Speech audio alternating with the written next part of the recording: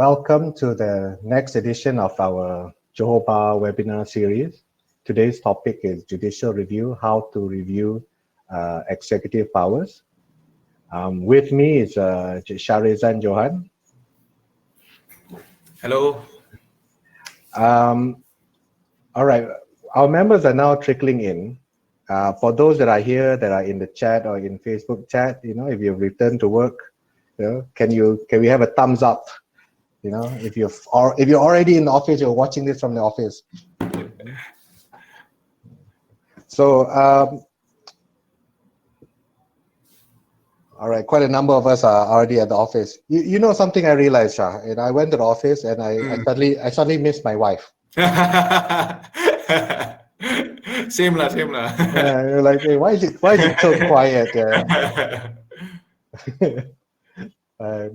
All right, so ladies and gentlemen, today's speaker, Shahrizan, is no stranger to all of us. He is an active litigator. He specializes in public interest litigation relating to human rights and constitutional law. He has served in various capacities in the Bar Council and Kuala Lumpur Bar. Shah also contributes to various Malaysian newspapers. If you can read his articles, sometimes in the Star. Is that correct, right? The Star in Berita Harian, is that correct? You used to be the Star. Now it's just Sinar Harian and Malaysia Kini. All right. And in 2018, Shah was named as Prestige Malaysia's 40 under 40. So if you Google that, you can get some nice modeling pictures of Shah. So, ladies and gentlemen, as usual, the SOP is still the same with our courses. Towards the end of the course, you'll be required to fill your attendance. If you're on Facebook, I'll post the link on Facebook. If you are on Crowdcast, it'll be down here. If you have any questions, you can use the chat to ask your questions, or you can click Ask the Question button, which is also down here. When you ask a question, when you use the Ask a Question feature, if anyone else has a similar question, then they can upvote it so that the speaker knows that the many of you want this answered. So without further ado, let's invite our speaker. Okay, thanks Fadil. First of all, thank you to Johor Bar for allowing me this opportunity to have this webinar. I am certainly no expert in judicial review, but I think I can say that I've done my fair share, and perhaps today's session is more of a sharing session of how to go about filing a judicial review application, what are the things to be considered, and so on and so forth. And I'm also sure that if you learn something from this, I would also learn something from your questions, and there's always an opportunity to learn from both sides. And I think when we talk about the new normal, when we talk about how we want to do things after this, I think this is part of the new normal, where we'll have webinars such as this. So now a speaker from JB, for example, would not need to really physically come to KL to have a session with lawyers in KL, and all these things are new things which we in this extraordinary times we have to adapt and move forward with. So today the webinar is entitled Judicial Review, How to Review Executive Powers. And I have some slides which I will be using. And these slides later on, I will give to the organizers, and they will email you if you think it's useful, and feel free to use it as a form of guidance. Okay. Let me just share the slide screen. Okay. So, okay. Judicial review, how to review executive powers. We start off by a quote from the Ministry of Justice. of the United Kingdom in 2013, which says that judicial review can be characterized as the rule of law in action. And I think for us in Malaysia, this term rule of law has become more popular, I think, over the past 2 years. People talk about upholding the rule of law and things like that. But I think as lawyers, we know that the rule of law is not simply the rule of having law or having to follow law in whatever forms. I think it also means that when you have laws, when you have people implementing laws, you need to also be able to have a form of a way for those implementing laws, implementing these directives to be reviewed, and the power to review that would actually lie with the courts. So judicial review can be characterized as the rule of law in action. When you talk about rule of law, you also talk about separation of powers, where power is not concentrated on one particular body in the constitutional framework that we have, but spread over several bodies. And when you talk about the power to review, then that power would lie with the courts. So, first question, of course, is for us to ask, what is judicial review? Judicial review is basically a procedure to challenge decisions. And when I talk about decisions, we will look at it broadly. It's not just the final decision. It's not just the keputusan, but perhaps even more than that. And when you talk about judicial review, you have to look at actually one order, just one order in the rules of court, and that's Order 53 of the Rule of Court. That's the only order which you need to know about the procedures when it comes to judicial review. Order 53 of the Rule of Court. And Order 53 says that any person who is adversely affected by the decision, action, or omission in relation to the exercise of a public duty or function shall be entitled to make an application. We are going to try and unpack Order 53 a bit more, or rather the grounds or the judicial review itself a bit more when you talk about decision, action, omission, and things like that. But essentially, it is where you have a body exercising public duty or function, and you bring basically a challenge in court to review that particular decision. Now, what is also interesting here is this. It doesn't talk really about public bodies per se. It talks about the exercise of public duty or function. So what this could mean is that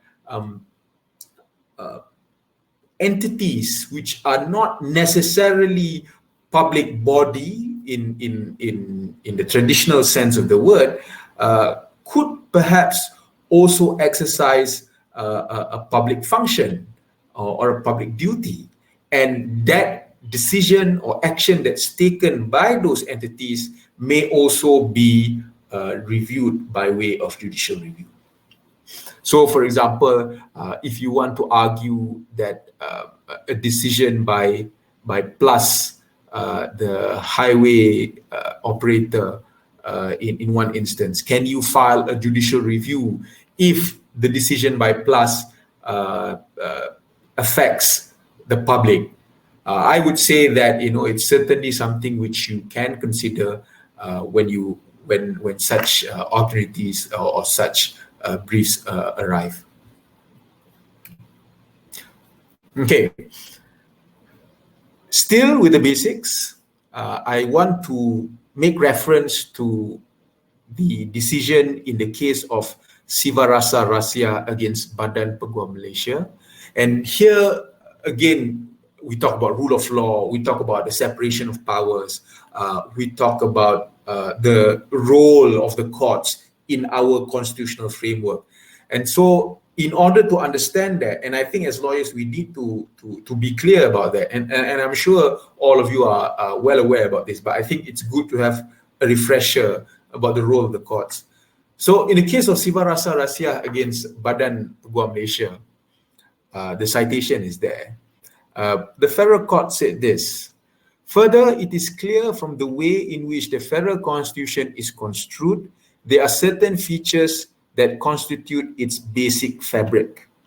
Unless sanctioned by the constitution itself, any statute, including one amending the constitution, that offends the basic structure may be struck down as unconstitutional.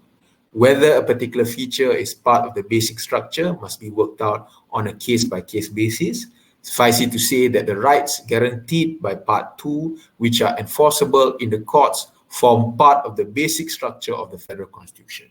So, in the case of Siva Rasa Rahsia, the time Justice Datuk Gopal Sriram had in the federal court had actually introduced or talked or bring into Malaysian law this notion of the basic structure doctrine, meaning the constitution has certain basic structures and no amendment, whether it be by law or a constitutional amendment, can actually remove this basic structure. And then what almost, I think, nearly 7-8 years later, we have the landmark case of Semenyih Jaya against Pentadbir Tanah dan Daerah Hulu Langat and another, where the federal court had conclusively said that, number one, there is this basic structure in the federal constitution, and for the purpose of judicial review, also says that judicial power is part of this basic structure of the constitution. And there's a mistake here. It should be cannot be amended away. So it should be cannot be amended away. But yeah, so basically this judicial power cannot be removed, cannot be ousted by way of legislation. Now, what does this mean? As I mentioned, one, it reaffirms the fact that the judicial power of the federation lies with the courts. And two, it also means that when you have ouster clauses, meaning the clauses within legislation which says that no review is available or this decision is non-reviewable or anything to that effect, which in our laws actually is quite widespread. With the case of Semenyih Jaya, it would appear to me that these sort of ouster clauses can no longer be operational. So meaning even though legislation ousts the jurisdiction of the courts of the judiciary from reviewing that particular decision, that sort of review or rather that sort of clauses would not be constitutional and cannot operate to oust the jurisdiction of the court. So this is important to note as well. In another case, which comes after the case of Semenyih Jaya, the case of Indra Gandhi Muto against Pengarah Jabatan Agama Islam, the federal court again reiterated these basic principles. The federal constitution is premised on certain underlying principles. In a Westminster model constitution, these principles include the separation of power, the rule of law, and the protection of minorities. These principles are part of the basic structure of the constitution, hence they cannot be abrogated or removed. The role of the civil courts as established by virtue of Article 121 is fundamental to these principles. The judicial power of the civil courts is inherent in the basic structure of the constitution. So, from all these cases, we know that the courts have judicial power.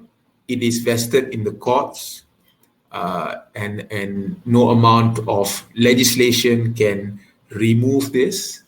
And the court's role as a gatekeeper or the body tasked to safeguard all these principles has been reaffirmed in these cases. And then we look at this case of Michael Lee Fukwa against Menteri Sumber Manusia Malaysia. First and foremost, it must be emphasized that in an application for certiorari, the High Court is not sitting in its appellate jurisdiction, but in its supervisory jurisdiction. The court is more concerned with the decision-making process and not the decision itself. And this is important. We're not reviewing the decision itself. I mean, as we go on, you'll see that it's not so straightforward when you talk about the decision and the decision-making process. But the basic premise is that the court is concerned with the decision-making process and not the decision itself. The court should not readily question the administrative decision of the first respondent, as that is his absolute discretion. If the first respondent had acted ultra vires, unfairly or unjustly in exercising his discretion, then it is the duty of the court to interfere in an application for judicial review of that decision. The underlying principles of judicial review have been stated in a number of cases, and it is the exercise by those with whom discretionary power is vested, not in the courts, that the courts are required to review. So this is the basic principle, decision-making process, and not the decision itself. Okay, so we go back to what I've touched on earlier, exercise of public duty or function. This includes decisions of ministers, decision of constitutional and statutory bodies, industrial court, local authorities, as well as public officials. But if there is an inbuilt appeal mechanism for the procedure, then the appeal process should be exhausted first. So sometimes in legislation, there's actually an inbuilt appeal mechanism within the legislation. So you should actually exhaust the appeal process first before you file a judicial review. Okay, now again, going back to Order 53, Rule 2. So we've touched on the exercise of public duty or function. Now we move on to the other part of Order 53, Rule 2, Sub 4, which is decision, action, or omission. Now, prior to the rules of court, before the rules of court were replaced, the subordinate court rules and the rules of High Court. The rules of High Court prior to this read that any person who is adversely affected by the decision of a public authority. So the decision here, when you talk about decision, it would appear that it is quite limited only to decisions, keputusan. And there is a case which illustrates this, and that's the case of ahli-ahli Suruhanjaya yang membentuk Suruhanjaya Siasatan mengenai rakaman klip video.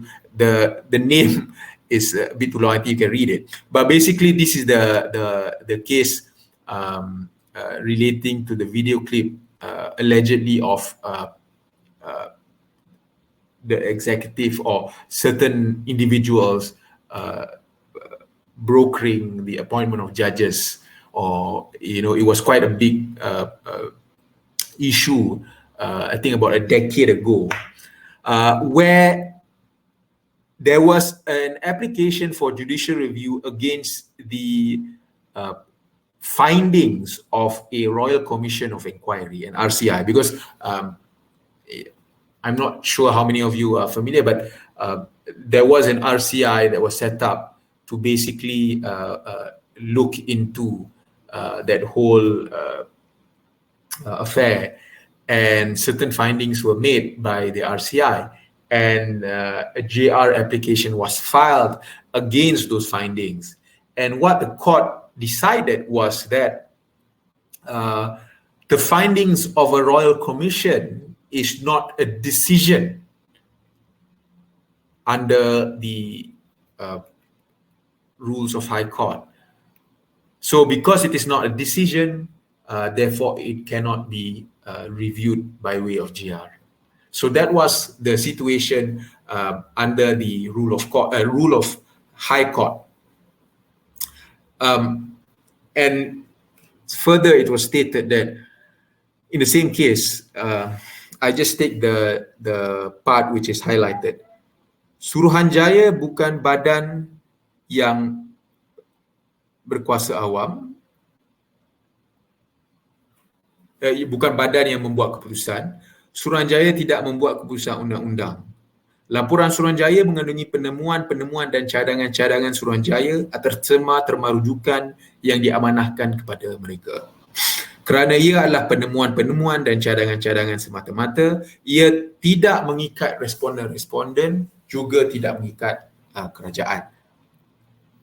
So, it can therefore be argued that since the rules of court now use words such as decision, action, or omission, it would appear now that the scope for judicial review is wider.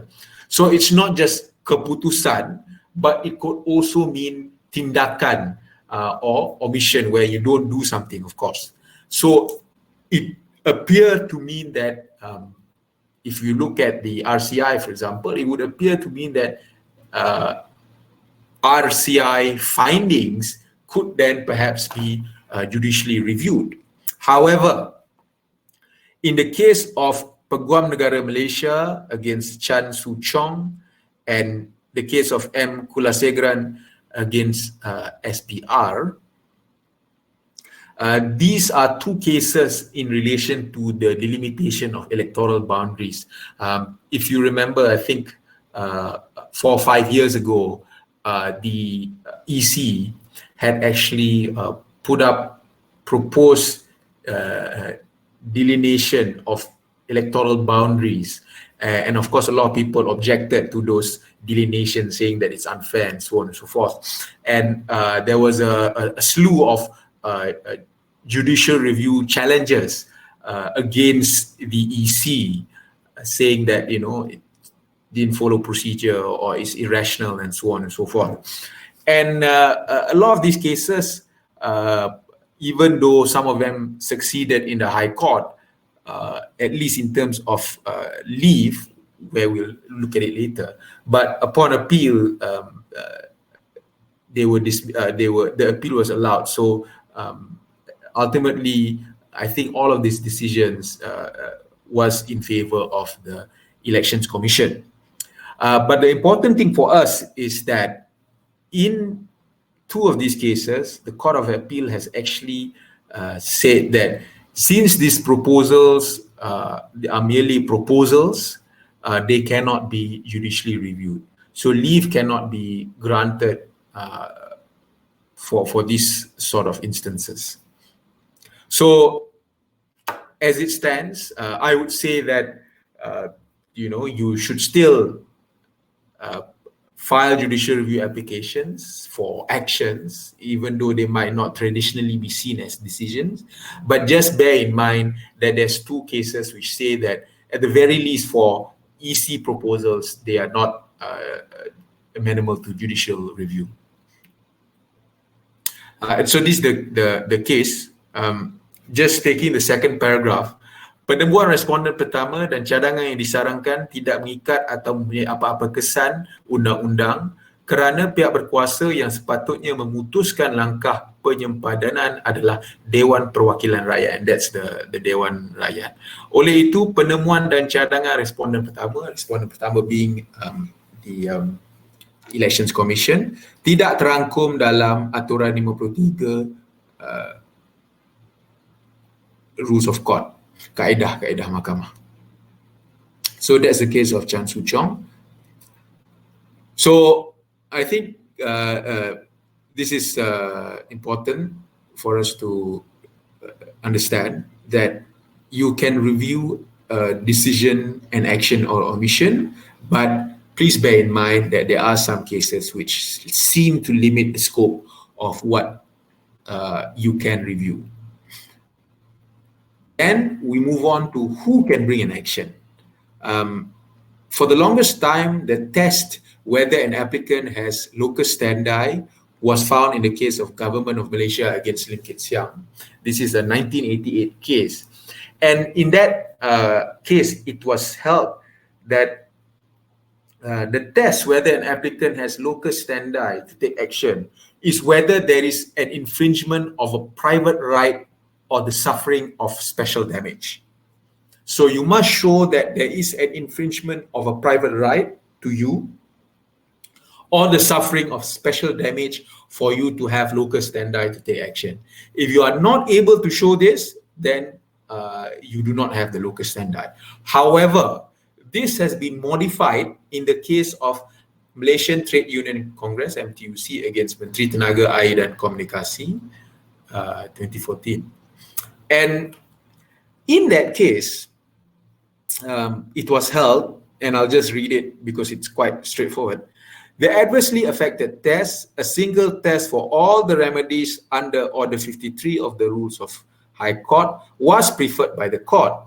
For an applicant to pass the adversely affected test, the applicant has to at least show that he has a real and genuine interest in the subject matter. It is not necessary for the applicant to establish infringement of a private right or the suffering of a special damage.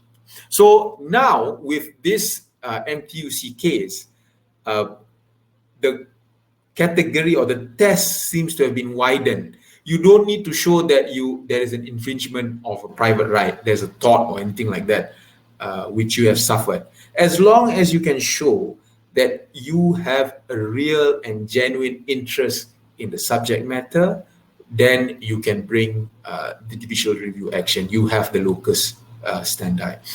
And I think in the cases relating to EC, because I was involved in some of these cases, the challenges to the delimitation proposals, the issue of whether the applicants had locus standi could easily be established because, you know, if you're a voter in that particular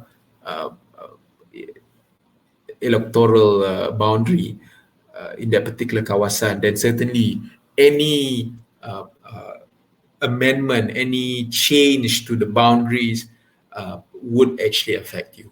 So instead of perhaps previously that would not be possible if you look at the previous test. So now it is wider. All you need to do is you have to show real and genuine interest in the subject matter.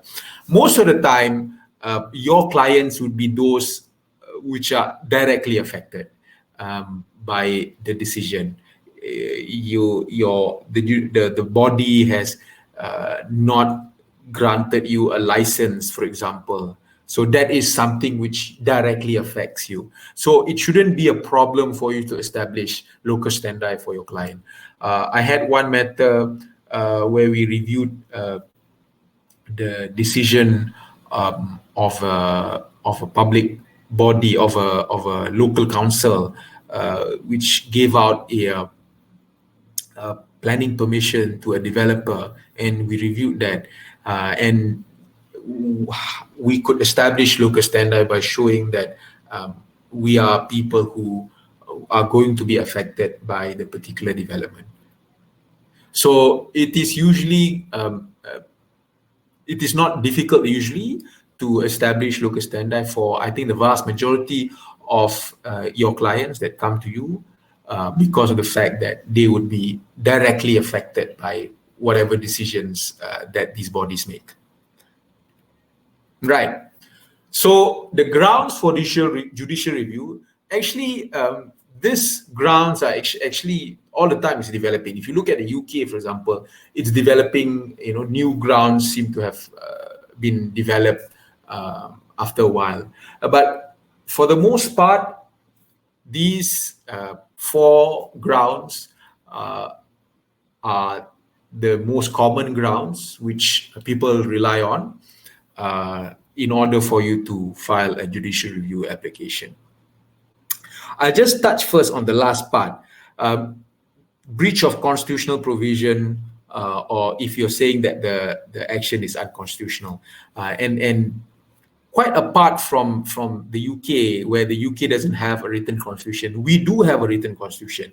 So if you can show that an action by a public body or a public authority is actually inconsistent or has actually breached certain constitutional provision, that would be a ground for judicial review.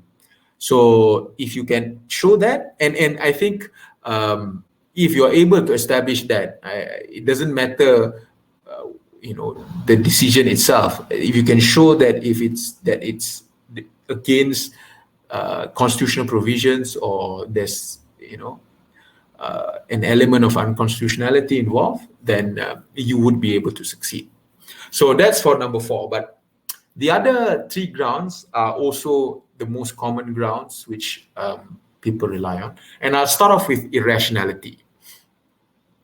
This is the case which talks about irrationality, and you do well to actually, when you are filing this sort of cases, there's a couple of cases which you should have at the back of your hand. And this is one of it, the Council of Civil Service Unions. It talks about irrationality.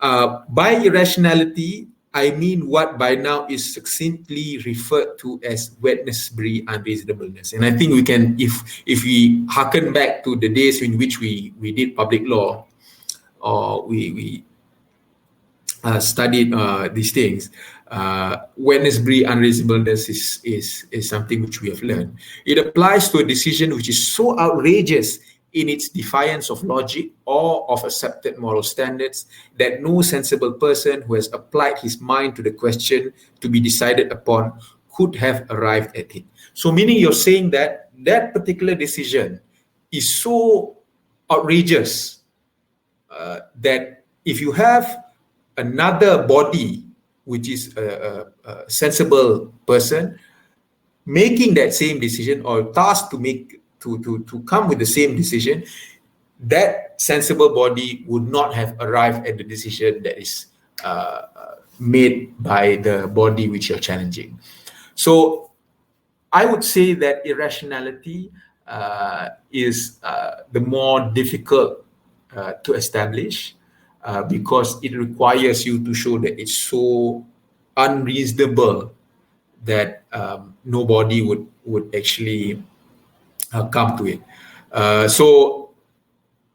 But irrationality is also quite wide. So you can actually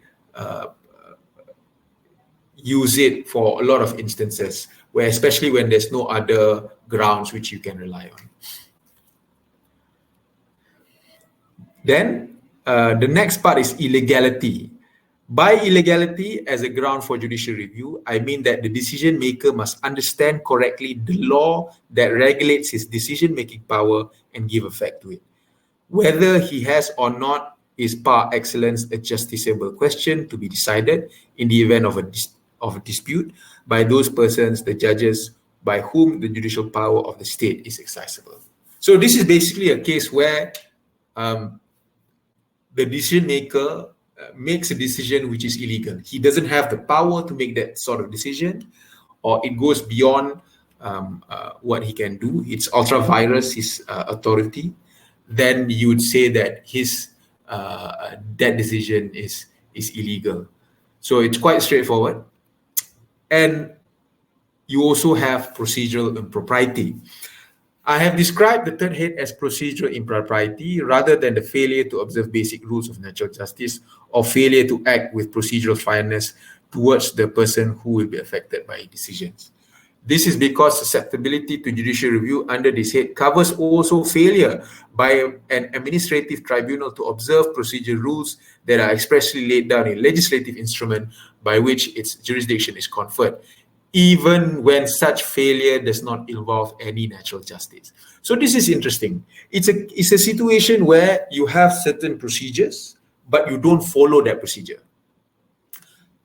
And when I say you, it means the body making the decision. So you have rules, you don't follow the rules that is laid out, the procedure that is laid out. So if that body doesn't follow the procedure, that decision can be reviewed, and the courts would allow it, even if the failure does not involve any breach of natural justice. So meaning, if you say that you should do A, B, C, even though by not doing A, B, C, there's no prejudice in terms of natural justice to the applicant, it would still run foul of it would still be procedural impropriety in such a situation.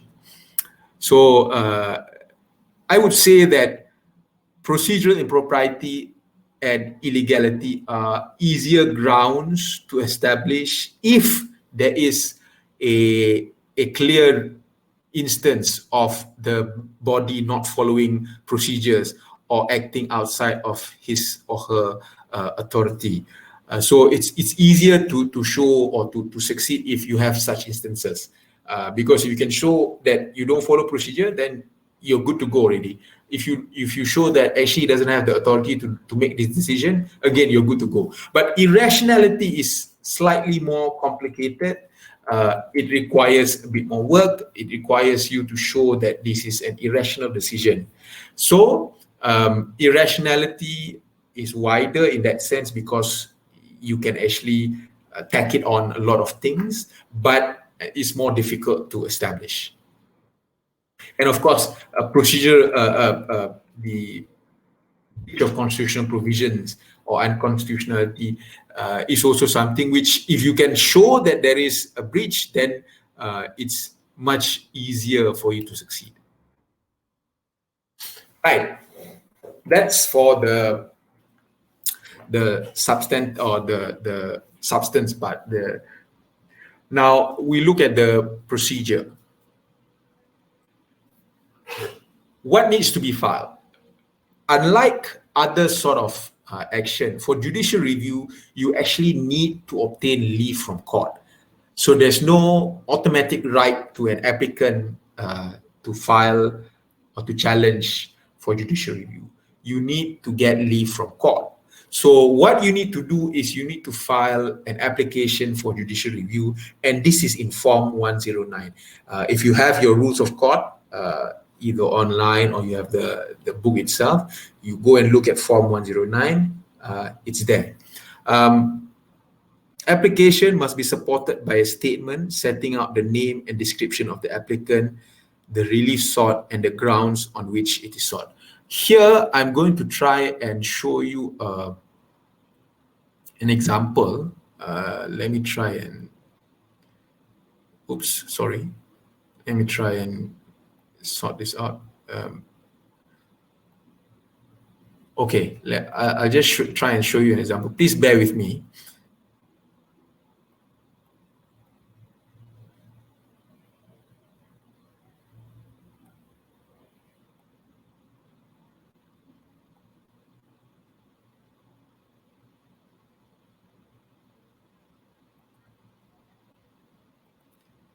Okay, got it.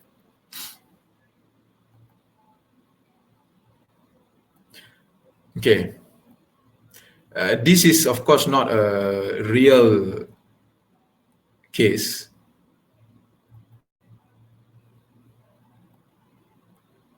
See, can everyone see? Okay, that's good. Okay, so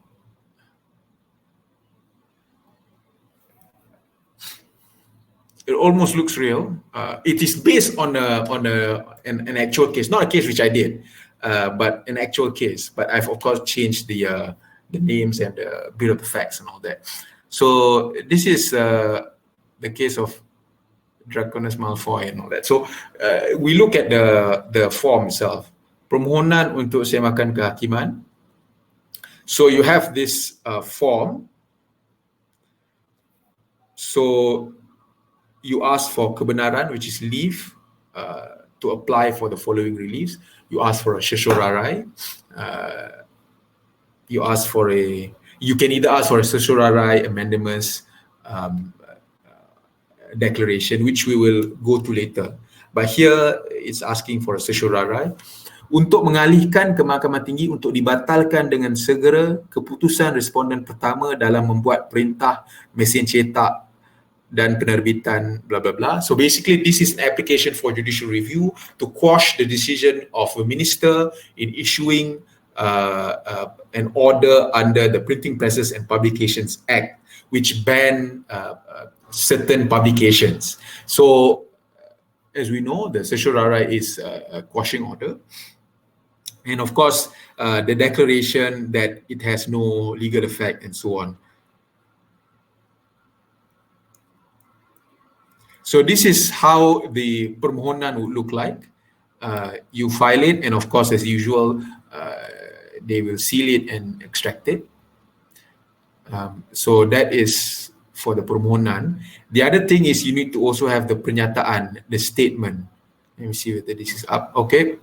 You'll have to have the statement as well, sharing you with the statement. The statement is pursuant to Order 53, Rule 3.2. If you look at the rules of court, it's pursuant to that. And under the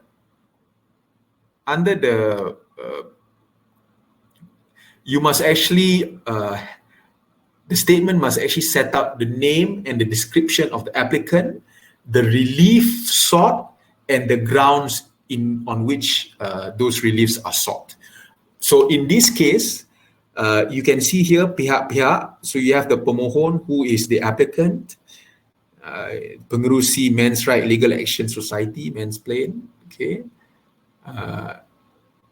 and it says here that this applicant has actually published these T-shirts.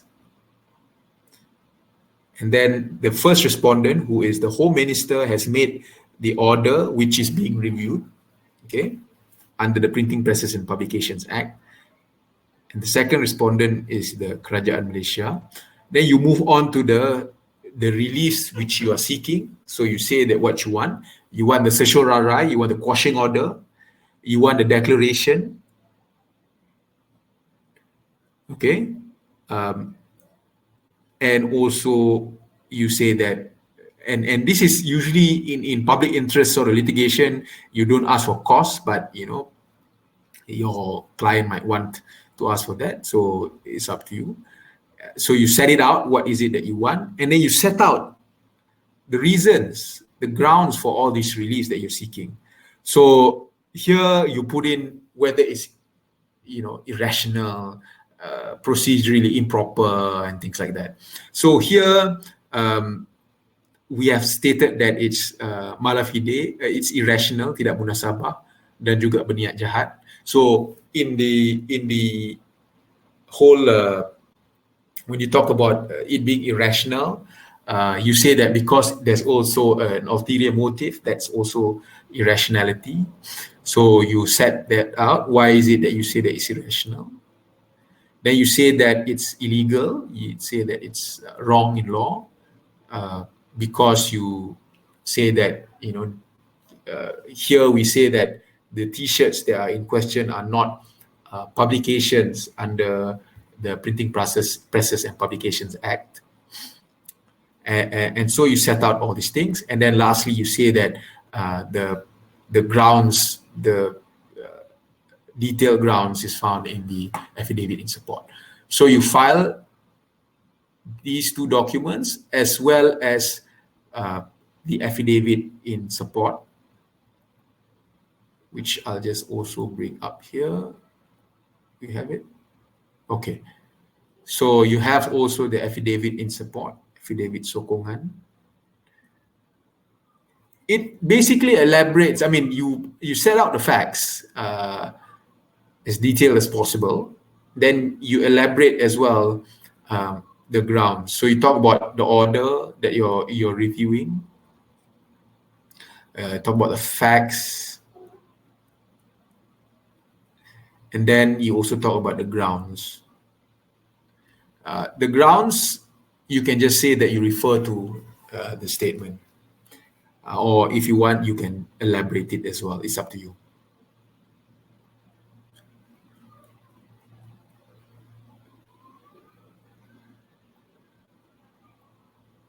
Okay, so that's just an example of the application as well as the statement and the affidavit in support. I'm going to go back to the PowerPoint slides now.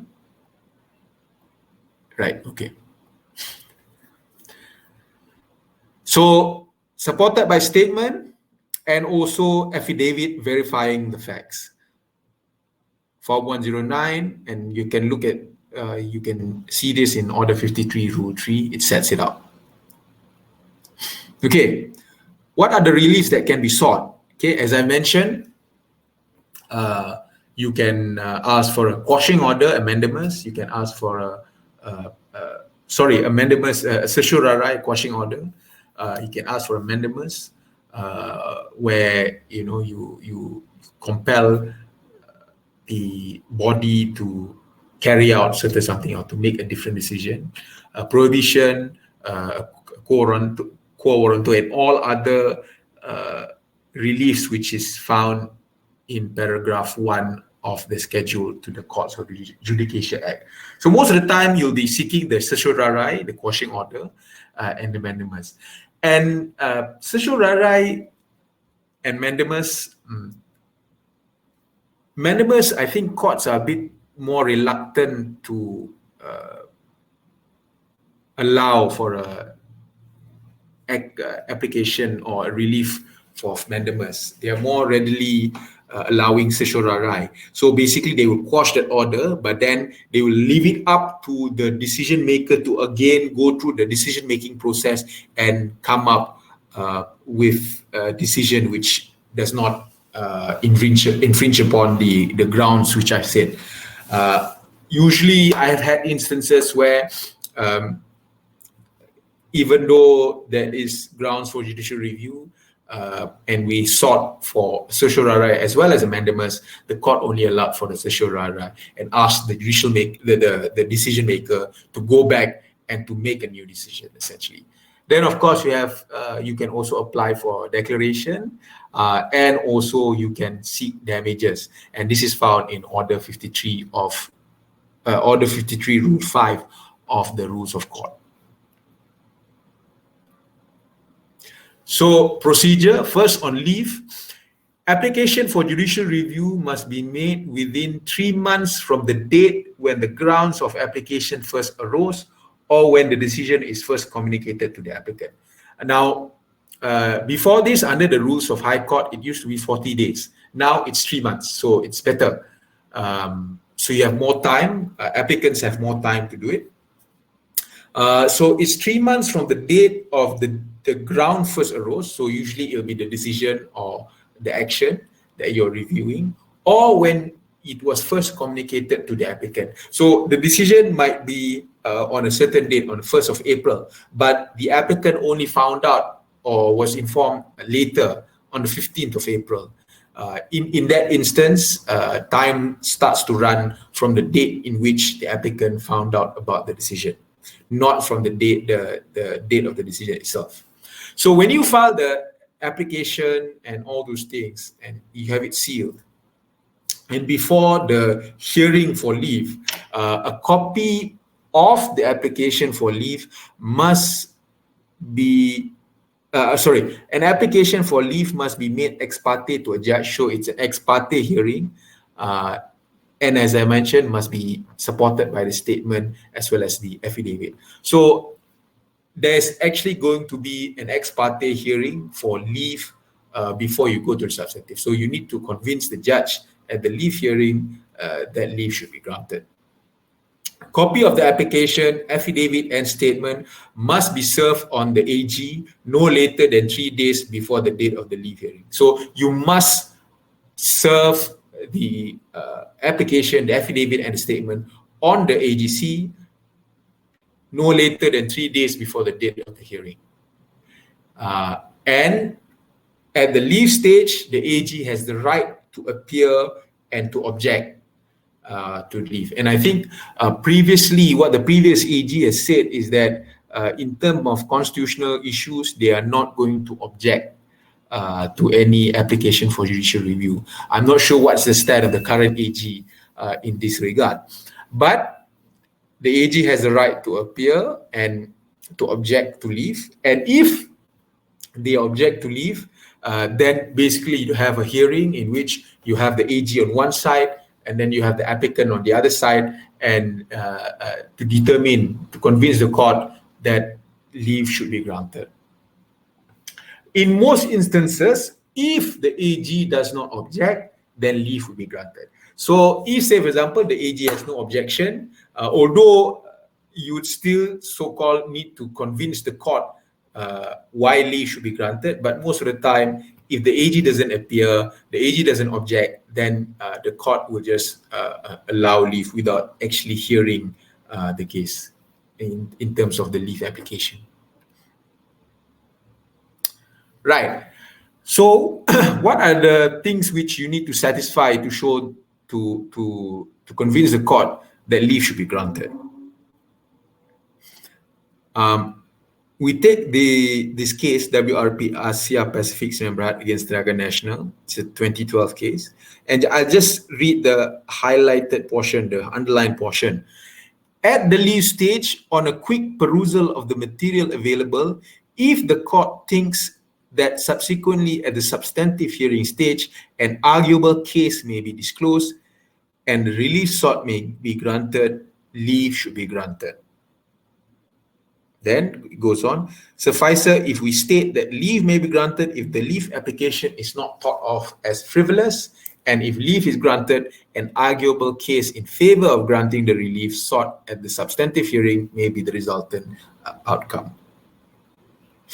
And again, in this case, the Suruhanjaya case, which I've mentioned earlier, suffice it to say, for us to state that the threshold for the granting of such leave is very low. So the threshold is actually low. Leave is normally granted if the application is neither frivolous nor vexatious and it justifies further argument on a substantive motion. So basically, as has been stated in these cases, the threshold for leave is low. All you need to show is that it's not frivolous, it's not vexatious, and there's an arguable case, that there's a need to further argue this case in a substantive motion. So the threshold is low, and if you have a good case, there's no reason why leave should not be granted. Okay. Stay of decision / proceedings. So you have obtained leave, right? And you also want a stay of the decision which the decision-making body is making. So, for example, in the case where I've mentioned about the planning permission, in those cases, what we did was we filed for stay, because if you don't stay, then the development would continue. So you want to stay that development. So you have the option of also filing a stay of the decision or a stay of the proceedings. Another instance which you might want to think about is if, say, for example, you are reviewing the decision of a minister in referring a matter to the industrial court. We had one matter in which we argued that the industrial court has no jurisdiction over the matter, and we reviewed the decision by the minister to refer to the industrial court. And we also filed an application to stay the proceedings in the industrial court pending the outcome of the judicial review hearing. So you have that option, but it is not automatic. You can apply for stay of the decision and proceedings. And in this case, the phrase "a stay of proceedings" must have a wider application. It does not confine to proceedings in a court only. Today, many applications for judicial review are for orders of certiorari to quash decision-making bodies other than courts, including government ministers, local authorities, and other bodies whose decisions are susceptible to judicial review. Thus, the phrase "a stay of the proceedings" in relation to such body must mean a stay of the process by which decision is challenged has been reached, including the decision itself. So what you need to establish for this stay, applicant must establish that they are likely to succeed on merits and that they are likely to suffer irreparable harm in the absence of stay or prohibition order, and that the balance of equities tips in its favor, and that a stay and or prohibition order is in the public interest. So it's actually more onerous, or it's more difficult to actually obtain a stay. And if you look at it, it is actually not dissimilar to an injunction, the grounds that you have to establish. So all these things are there. And it is an option for you, and sometimes you have no choice but to ask for the stay, because or else the proceedings might proceed and things like that. But it's certainly not an easy thing for you to obtain. Okay, procedure. Once leave is granted, within 14 days of the order, you must file a notice in Form 110. You can look at it. I don't think I have a sample. So after the notice is extracted, cost papers must then be served on the respondent. So before this, you only serve on the AG. You don't serve on the respondent. Once you obtain leave, then only you serve the cost papers as well as the notice to the respondent. And then, of course, affidavits will be filed and exchanged, and a date for hearing will be fixed. So that's pretty much it in terms of an introduction to judicial review, as well as the procedure when it comes to the judicial review. So just nice, it's 1 hour. Now I think we can move on to perhaps the Q&A. Hold on. Okay, Fadil. All right, Shah. Thank you for that insightful talk. I do have a few questions for you, and then for those that are viewing, please give your questions early so Shah can answer them. I have some of my own personal ones and some that I receive on WhatsApp. It's a common thing that happens, Shah, in Johor webinars. I get it by WhatsApp because my friends don't want to type it out. They don't want to disclose who they are. Okay. I think the first question I have in relation to real and genuine interest, when you were talking about the local stand-by, it appears that NTUC case had somehow widened the scope of the locus test, right? Yes. That was extending from the Lim Kit Siang and Plus Highway matter, isn't it? Yes, correct. So would you feel that when it comes to locus is concerned, now this definition of interest, genuine interest, extends to members of parliament in decisions made in their constituencies? I think in terms of members of parliament, the main issue I think is because the fact that they don't really have powers in their own constituencies. I mean, they're supposed to represent their constituencies, but they don't have any power to make decisions in that constituency. I mean, it would be the local council, it would be the state government, or if it's federal territory, then it would be the federal government. So in that sense, I think the issue would be in terms of the decision that you're trying to, or the action that you're trying to review. But if you want to say that, an MP has actually done something, and you are someone in that particular constituency, I don't see how you would not be able to satisfy the test in NTUC. Mm-hmm. And while we are on that point about parties commencing the judicial review, Yeah. is it always the one that we name as defendants or respondents? Is it the minister, the ministry, the government, Malaysia, or we everyone is named? Well, you must name the person making the body. So, for example, if you're the person making the body, the person making the decision. So, for example, in the case of public PPT, local government, local councils. I once or a couple of times we have sued DBKL, but we don't sue DBKL itself, the body, but we sue the Dato' Bandar because the decision is actually made by the Dato' Bandar according to the Act. So you have to actually look at who is actually supposed to make the decision. But at the same time, there's no harm in also bringing in the government or the state government as parties to that particular suit. Once we had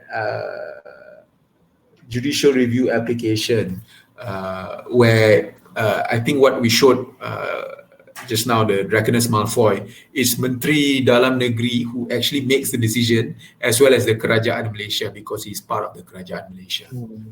So the first, you really need to name the person who made the decision, but other persons you can also include. And of course, if these other persons feel that they shouldn't be included and all that, they will themselves take it up lah. But as a person filing it, I think the most important thing is the person who made the decision, and usually it's the one who signs the document lah.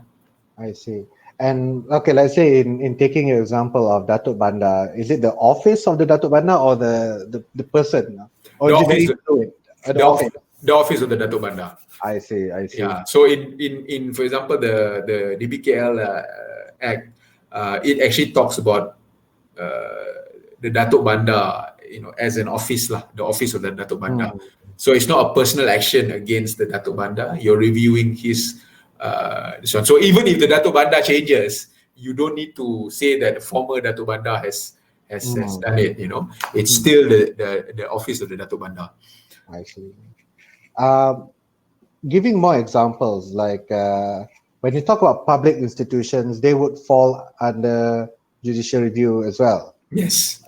So let's say in a situation where it's a decision that's mixed policy, that means the policy flowed from the ministry, and then public universities went and enforced it, and that became another decision. So this is a decision on top of decision. Is everything taken in whole? Because the locus issue, as far as respondents are concerned, is a bit multi-party, isn't it? Yeah. So in those situations, I think you need to look at what is it you're exactly reviewing. So if you're reviewing, for example, because it's a policy decision and it flows down, if you're reviewing the decision of, say, a private institution, for example, I think the most important thing is for you to establish whether he or she or that body is exercising a public function. So if it's only if you're talking about, for example, a private educational institution, it's hard to argue that it's a public function because it only affects students or people in that particular private institution, for example. So you might have a problem with doing that. So instead, you might want to go after the policy itself, but then and then you review the person making that policy. Then you have to establish that policy decision is a decision under Order 53, which can be reviewed. I see. Yeah. How about when a judicial review is commenced and there are parties that feel that they are similarly aggrieved? Have you encountered situations where you had to intervene as the applicant, and do you have to get your own leave, or you just get on the boat? You should actually file separate judicial review application. You can hear it together. You can apply to hear it together. If I'm not mistaken, the case of, remember there was a review against the decision by the previous AG to drop the 1MDB case or not to proceed with the 1MDB case. I think it was later heard together, despite the fact that the different parties actually filed a review against that decision, but it was heard together. So I would say that even if there's this one, you can apply to, watching brief or whatever, but to actually be a party, to me, you would have to actually go through the procedure as well. I think as a practical question, Shah, if I can just pick your brain on our ministers come out and stated that, if states don't comply with the MCO, for example, and then the companies would be sued and state would be sued. In those type of circumstances, would you foresee a judicial review be appropriate? Yes, but the problem that they're going to have is what is it that they're reviewing? What is the decision itself? So you have to narrow down. I mean, if you're looking at Selangor, for example, they basically have just agreed to follow the CMCO. It's just that they have opted out with over a few things like dining ins and all that. So how are they going to enforce it if they're using the local council, local government regulations and all that? Then you review that local government regulations. So to review an announcement and all that, I think you have to be a bit more specific in terms of what is it that you are seeking. But yeah, certainly if you think that, this is something which is irrational, perhaps you say that the Selangor government should not stop people or stop eateries from having dine-ins and all that, then certainly a person who's affected can file a judicial review against that decision. It's just that you have to look at which decision. Maybe you want to say that it's an EXCO decision, so you judicial review the Majlis Mesyuarat Kerajaan Negeri, which has been done before as well. So as long as you're able to identify who is the person making the decision and what is the decision, then I think you should be able to file the application. And from the judicial review that you've done in your experience, does the public body, the reasons that they've given to justify their decisions, how much of that, of course you follow that principle, the illegality, the witnessbury and all that, but at what point is that the reasoning considered? Because the question that I'm asking is this: a public body would not write you a letter to explain why they did something, all right, to avoid liability for reasons. And this will probably come up in the reply affidavits. So as litigants, as acting for our clients, the first step, is it to just go and review it because we have some timelines? Do we demand and seek an explanation? At what point does the court consider the explanation, Yeah, actually, the duty to give reason is also what do you call it, consideration in judicial review as well. So if they don't give any reason, then you can say that, look, you don't even know what's the reason. So you can argue that, by them not giving any reason means there's no good reason. This one. So you can actually take all those things into consideration. But I would say that if they come and say that they don't give you any reason, I think that's better for you, for the applicant, because then the applicant can say, look, I don't know what are the grounds. I know this is the decision. So I'm going to say that, one, the rules of natural justice is not being followed. Number two, this is irrational because, I have all these things and they have not come to this decision.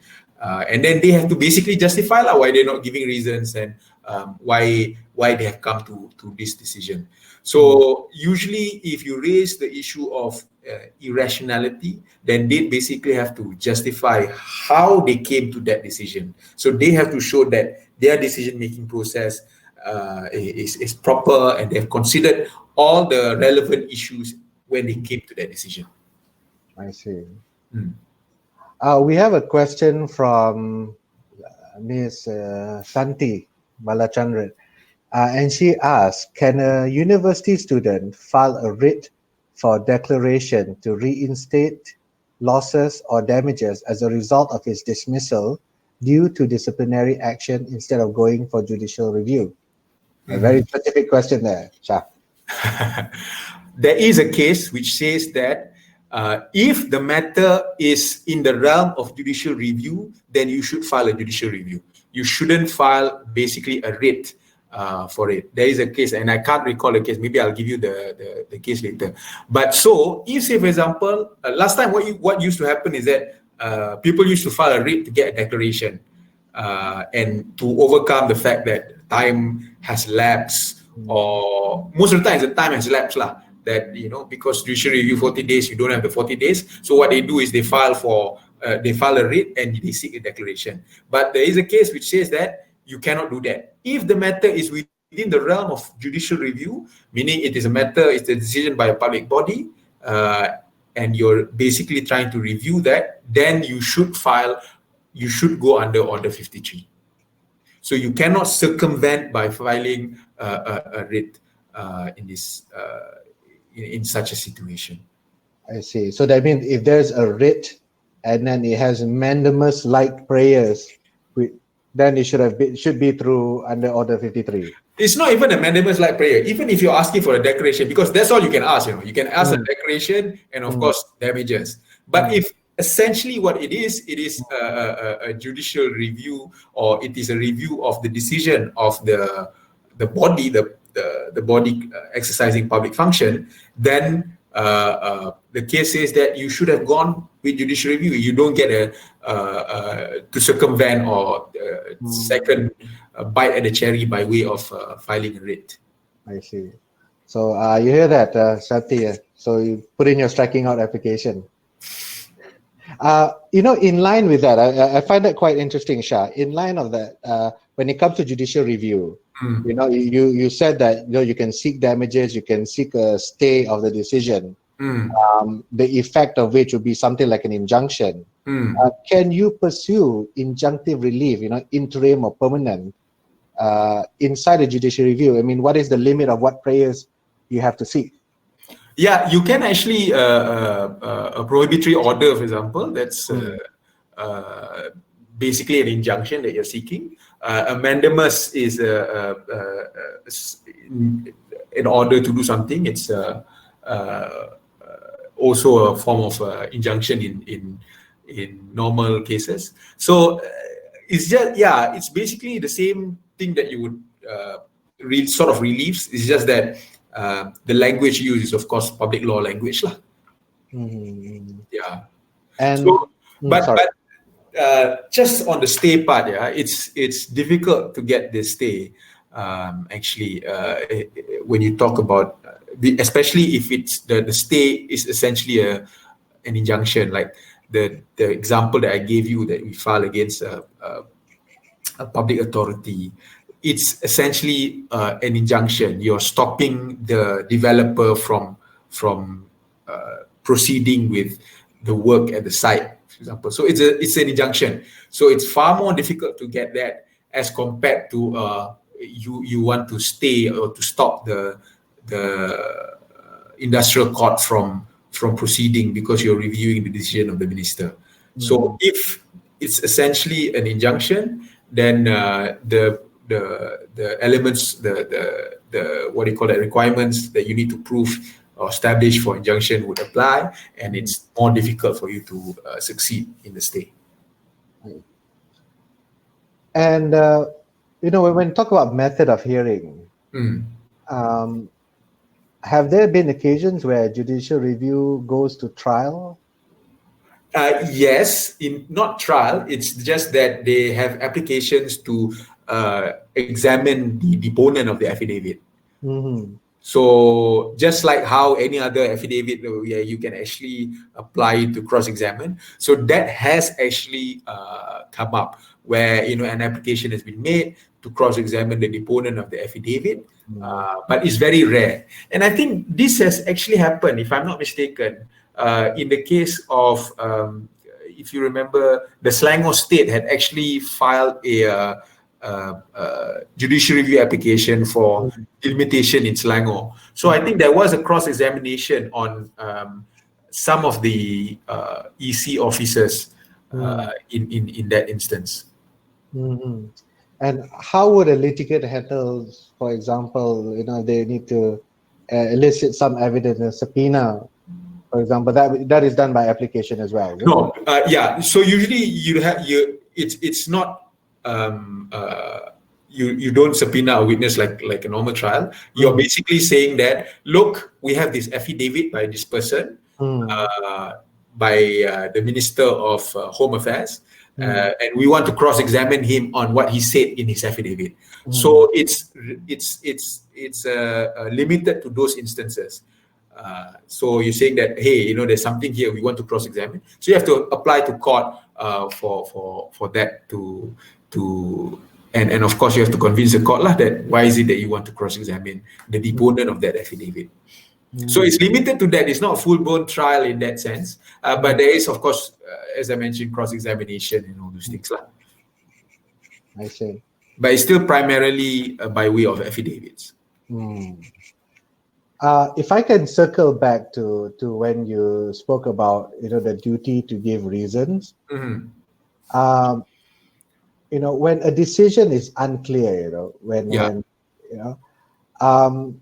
where does the time commence? That's what's peculiar. When a policy is unclear, that means you go to a filing counter at the local council, and suddenly this is this. And you don't know when that decision was made. Yeah. What triggers it? Is it a letter? Do you get an official response? And if there's no response, do you judicial review the fact that they didn't give you an answer? Where does it start?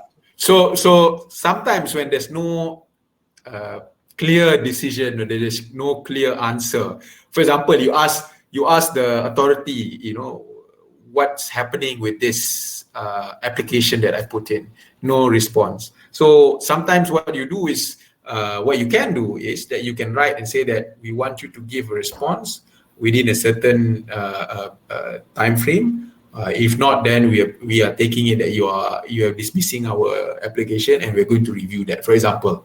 So sometimes you can force a judicial review decision to be judicially reviewed by way of doing the letter. But I understand sometimes it's not so straightforward. I mean, if you don't have a letter, you don't have any forms of communications and all that, and you only find out by way of checking with the land office, hey, this decision. So if that is the case, then I would argue that the time would start to run at that particular time in which you found out about that particular decision, meaning that time when you went and did the check, hey, this is what has been decided, but you have not been told. But of course, there are also things like gazetting and all that. So if there's a decision which needs to be gazetted and it's already been gazetted, you only found out, you didn't check, or your applicant didn't check the gazette and only found out later, then unfortunately the date in which it was communicated is the date of the gazetting lah. But if it's not that sort of instance, then it would be when you actually found out about that particular decision. And while on the point of timeline, in the event that the decision is subject to appeal and all that, I think the best example would be maybe at the local council, assessment rates, or maybe something of the like, where it's still subject to an appeal process. Does the time start from the initial decision or upon the pronouncement of the appeal, or is there a cut-off date? You should wait until the appeal is exhausted. I know. Yeah. I see. Yeah. All right. I have a WhatsApp question for you, Shah. Yes. He says, can you ask Shah about negative decision? That means if a government or public body refuses to do something, can it be reviewed or is it deemed a decision? Yes, because remember, omissions as well can be judicially reviewed. So not doing something or omitting to do something is also something which can be filed judicially. But I must say that I have not myself done a case where it is an instance of omission. But I don't see a reason why you should not be able to review an omission, because it's clearly stated in the rules of court in Order 53. Okay, we have a follow-up question also. It's when you spoke about cross-examination. It says that in what situation can you make an application to cross-examine the deponent of the affidavit in a judicial review application? In what instances? I think if you are trying to establish that, there's something which is questionable about what is being put on affidavit, then that would be a good ground for you to cross-examine a deponent of an affidavit file. So you cannot do it simply because you want to, like a fishing expedition. You can't do that. But if you can show that, hey, he said this, but this contradicts with some other piece of evidence that we can show, then that would be a good ground. So it's not something as of right. It's not something which you can do just as a fishing expedition trying to find something. There must be some ground basis for you to make the application to cross-examine. All right, I have I think one more question. I'll read from it. It's long. I'll summarize it. The question is, what can we do if our judicial review application requires an ex-staff of a public body? Do we do discovery, or is there a way to have his evidence recorded in court? Yes, there is a method for discovery as well. After leave has been granted, any party, this is Order 53 Rule 6, any party to an application for judicial review may apply to the judge for discovery and inspection of documents pursuant to Order 24, administer interrogatories, Order 26, or cross-examine pursuant to Order 38. So anything that you can do in normal matters, in other civil matters, you can also apply. So you want to apply for discovery and inspection, Order 24, you can do it. Earlier we talked about cross-examination of deponents. It's stated in Order 38, just like how you can cross-examine deponents in OS matters, then you can do it. So it is there, the procedure is there. And usually if you're talking about an ex-staff, if you're talking about an ex-staff of that particular body, it's up to them to actually find the ex-staff which made that decision, essentially. Yeah. Adverse influence. So let them find it. You as the applicant or the person, so you set forth whatever you want. So let them find it, and if not, then they have to get someone to affirm an affidavit to say that based on the records, these are it. And just to also add, I think earlier you mentioned about whether you need to go through the judicial review process if you want to be a party to it. There is a provision under Order 53 which says that any person who desires to be heard in opposition to the application and appears to the judge to be a proper person to be heard may be heard notwithstanding that he has not been served with the cause papers. So here, it's a situation where you are opposing it.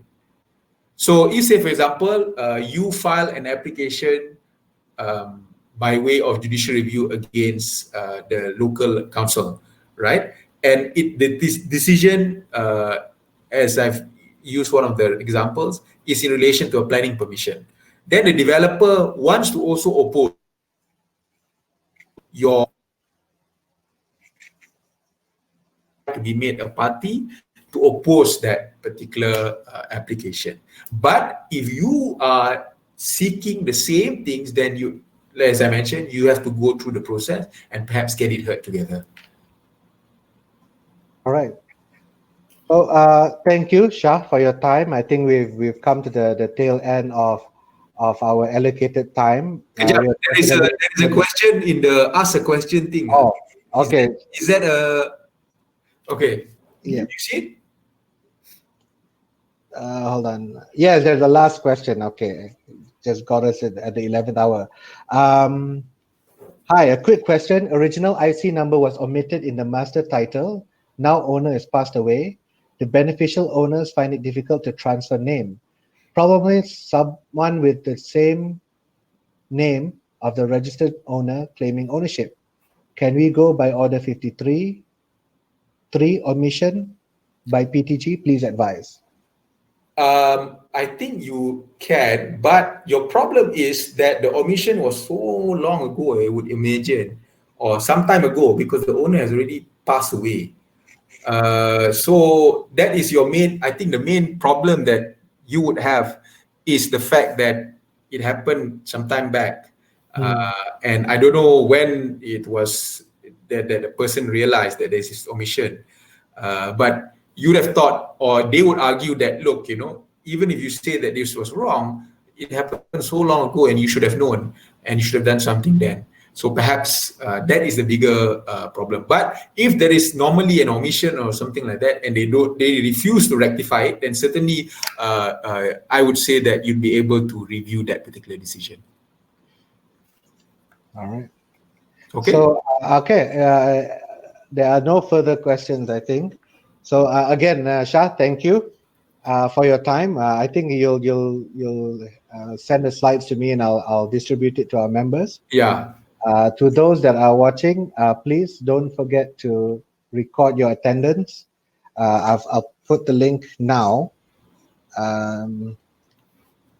Yeah, so just press that button if you're in Crowdcast, and then if you're on Facebook, I'll put it up shortly. Any parting words? Pardon? Do I need to record? You have too many points as it is, Shah. You need to start exchanging it for cash. Parting words, I think judicial review is a very important tool, I think, for citizens of this country, regardless of who is government or who is opposition or whatever. It's not about that, but it's a very important tool. And I think as lawyers, I think there'll be a lot of instances where clients come up to us to ask whether you can do something about this decision. So it's good for us to be equipped with the tools to file a judicial review application. All right then.